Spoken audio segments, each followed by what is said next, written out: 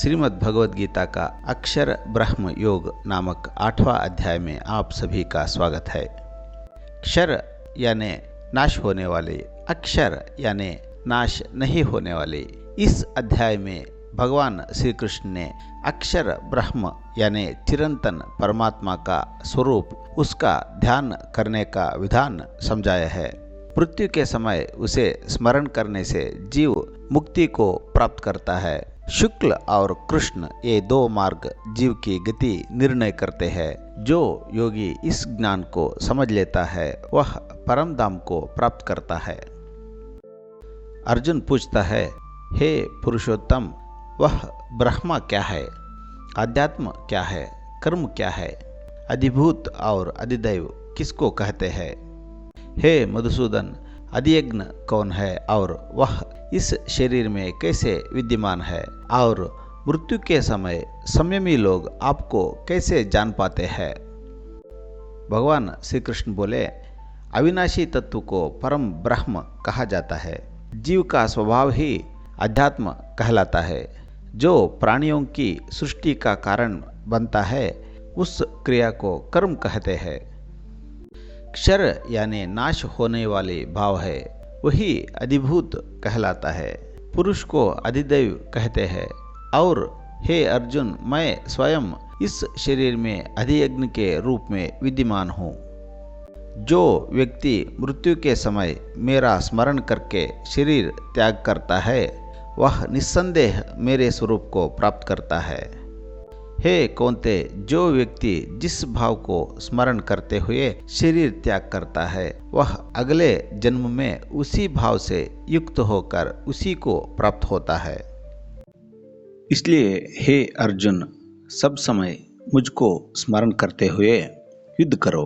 अपना मन और बुद्धि मुझ में अर्पित करके तुम निस्संदेह मुझको ही प्राप्त करोगे।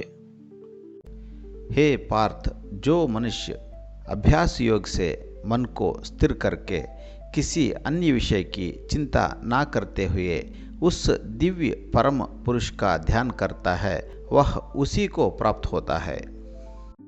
जो मनुष्य उस कवि यानी सर्वज्ञ भगवान को प्राचीन, सर्वों के नियामक, अणु से भी सूक्ष्म, सर्व का धारण करने वाले, अचिंत्य रूप और अंधकार से परे सूर्य के समान ज्योतिर्मय परमात्मा का स्मरण करता है। जो मनुष्य मृत्यु के समय अचल मन से भक्ति और योग बल से युक्त होकर ब्रोहों के बीच प्राण को स्थापित करके उस परम दिव्य पुरुष का ध्यान करता है वह निस्संदेह उस परमात्मा को प्राप्त होता है।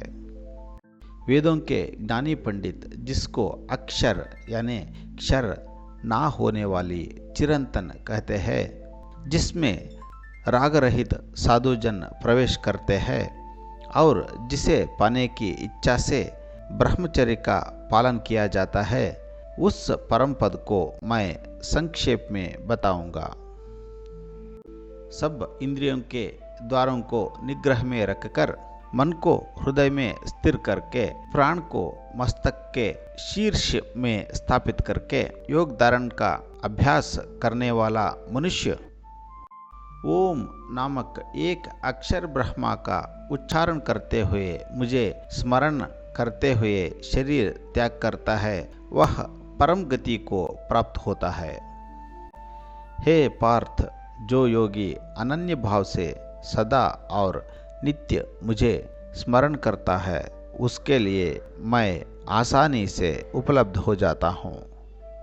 जो महात्मा मुझे प्राप्त कर लेते हैं वे इस दुखमय और अस्थिर संसार में फिर जन्म नहीं लेते, क्योंकि उन्होंने परम सिद्धि को प्राप्त कर लिया है। हे अर्जुन, ब्रह्मलोक से लेकर सब लोग पुनर्जन्म के अधीन है, परंतु हे कौन्ते, जो मुझे प्राप्त हो जाते हैं उनका पुनर्जन्म नहीं होता। ज्ञानी लोग कहते हैं कि भगवान ब्रह्म का एक दिन सहस्र युगों के बराबर यानी 432 करोड़ साल होता है और उसकी रात भी सहस्र युगों के बराबर होती है।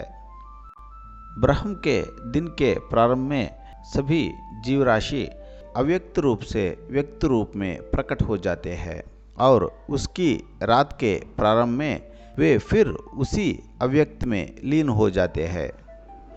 हे पार्थ, यह प्राणियों का समूह ब्रह्म के दिन में जनन मरण चक्र के रूप में बार बार उत्पन्न होता है और ब्रह्म की रात्रि आने पर लय को प्राप्त होता है।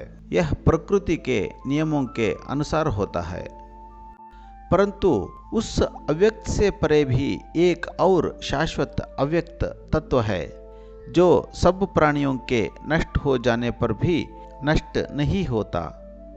उसे अव्यक्त और अक्षर कहा गया है। वही परम गति कहलाती है जिसे प्राप्त होकर जीव फिर लौट कर नहीं आते। वही मेरा परम धाम है। हे पार्थ, वह परम पुरुष को अनन्य भक्ति से ही प्राप्त कर सकते हैं जिसके भीतर सभी प्राणी स्थित है और जो यह संपूर्ण विश्व को व्यापित किया है वही परमात्मा है। हे भरत श्रेष्ठ, मैं अब तुम्हें बताऊंगा कि किस काल में प्रस्थान करने वाले योगी वापस नहीं आते और किस काल में जाने वाले वापस लौट आते हैं। अग्नि, प्रकाश, दिन, शुक्ल पक्ष और उत्तरायण, इन कालों में शरीर त्याग करने वाले ब्रह्मवेत्ता ब्रह्मा को ही प्राप्त होते हैं। धूम, रात्रि, कृष्ण पक्ष और दक्षिणायन, इन कालों में शरीर त्याग करने वाला योगी चंद्रलोक को प्राप्त होकर फिर पुनर्जन्म से लौट आते हैं। यह संसार में दो शाश्वत मार्ग माने गए हैं, एक शुक्ल यानी प्रकाश का और दूसरा कृष्ण यानी अंधकार का। इनमें से प्रकाश का मार्ग द्वारा जाने वाले जीव पुनः नहीं लौटते और दूसरे अंधकार का मार्ग से जाने वाले फिर लौट आते हैं। हे पार्थ, इन दोनों मार्गों को जानने वाला योगी किसी भी समय मोहित नहीं होता, इसलिए तू हर समय योग में स्थिर रहो। वेदों में जो बताया गया है, यज्ञ, तप और दान आदि पुण्य फल सबसे परे इस अक्षर ब्रह्म तत्व को जानने वाला योगी परम आदि धाम को प्राप्त करता है। ओम तत्सत।